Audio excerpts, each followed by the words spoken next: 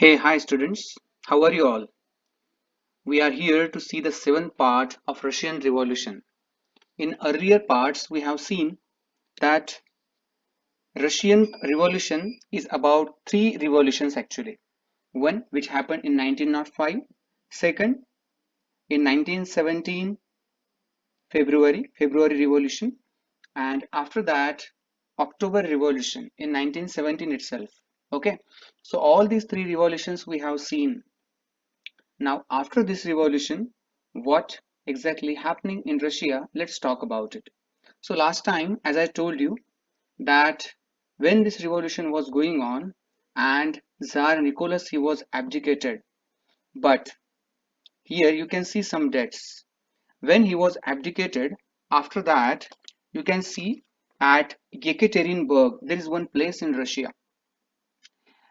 At that place, they were actually massacred, we can say, or they were executed. You know very well that there were seven members in Romanov family, in Nicholas family. Okay, he, his wife, his four daughters, and one child, one son. His name was Alexei. Okay, so for their security and for giving them reason for their protection, they were just transferred to the Yekaterinburg, which is almost 2000 kilometers away from Petersburg. They were transferred there, and if the forces try to invade the Russia and again try to establish the monarchy, then they will be killed. That was the plan. And on 16th July night at midnight, they were just executed. 1918 16 July at night at Yekaterinburg by Yakov Yurovsky. By that person, all the family at once at one place in one room, they were just uh, shot by the bullets by many soldiers and they were killed. And in this way, there was complete bloodshed. Actually, this news was kept secret because if this news spread everywhere in Russia, then there was possibility again there will be anarchy and the people will go against the government because people wanted constitution or constitutional government. They didn't want to kill the Tsar because they considered him as the succession of the god. So in this way, they were killed. And after that, what happens? Let's see.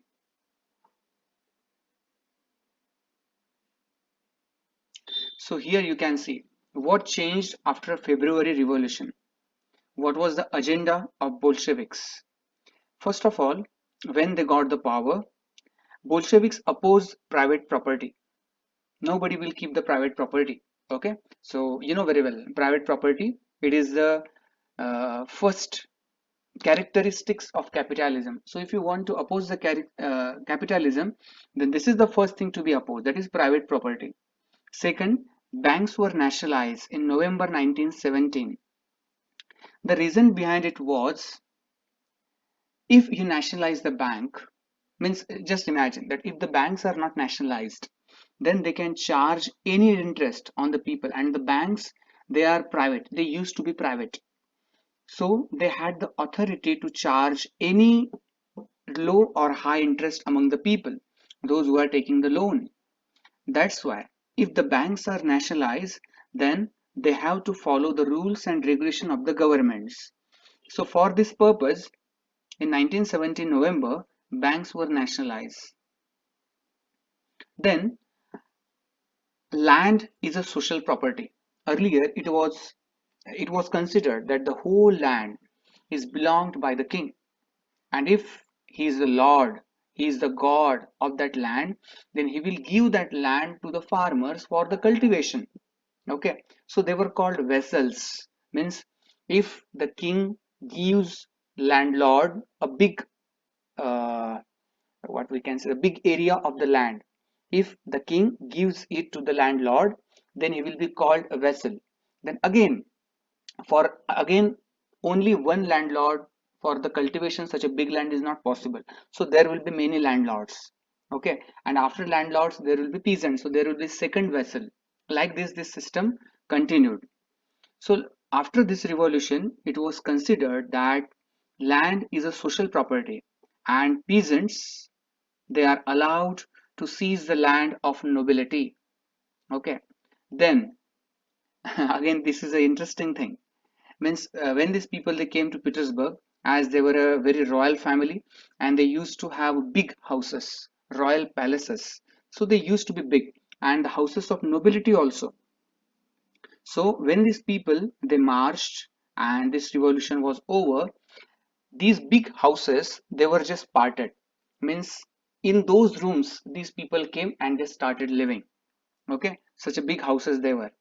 Then all the titles of aristocracy they were banned. Now all are the citizens of Russia. All the titles which were given to the aristocracy were banned. Means Tsar, nobility, all such kind of titles were banned in Russia. And the most important thing is here you can see the picture. Earlier in my I think fourth or fifth lecture I had told you to see and observe the uniform of the soldiers. At that time, the uniform means in First World War, the uniforms Russian soldiers were wearing, they were different, and here you can see they are completely having different uniform, new uniforms for asserting change, and such kind of uniform was called Budo Novaka. Here you can see Budeonovaka, Budo Novaka. Okay, and in 1918, clothing competition was also kept. Means when revolution is over, so to assert the change, to show the change, what exactly has been changed. So clothes, they are the most important entity to show that. So the competition was taken in Russia. So in this way, you can see here the agenda. This was the agenda of Bolsheviks. Now, here you can see Bolsheviks, Russian Communist Party, and Russia. So again, to go, before going to these points, let's try to understand one thing.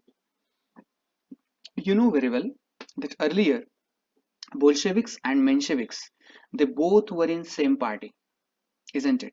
But afterwards, the ideologies of Bolsheviks and Mensheviks were not matching.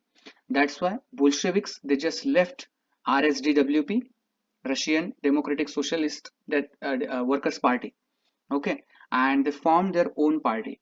But afterwards, it was just Bolsheviks. But afterwards, when Russian Revolution was over in October, and in November 1917, elections were conducted. In those elections, Bolsheviks could not gather majority. So there was a failure in election for the Bolsheviks. And that's why, keeping this in mind, Lenin just rejected. Okay, means in January 1918, all the Bolsheviks measure what the Bolsheviks were saying to stop the war and all these things, nationalize the banks, etc., or distribution of the land. So all these measures, when the Bolsheviks kept in front of the parliament, okay, they were completely rejected, and that's why Lenin dismissed the assembly. He just took out his support, and then in March 1918, opposition means Bolsheviks. They went to Brest-Litovsk. Okay, this is one place in Germany. There, with Hitler, sorry, I think at that time Bismarck was leader. Yes. Okay. So there, they made a peace treaty with Germany. So when Lenin came to Russia, you know very well, from that point only, means from 1916 only, 17, he was telling the people to stop the war. So many of the nobility or many of the Russians they were thinking that the Lenin is a German agent, okay, but he was not actually.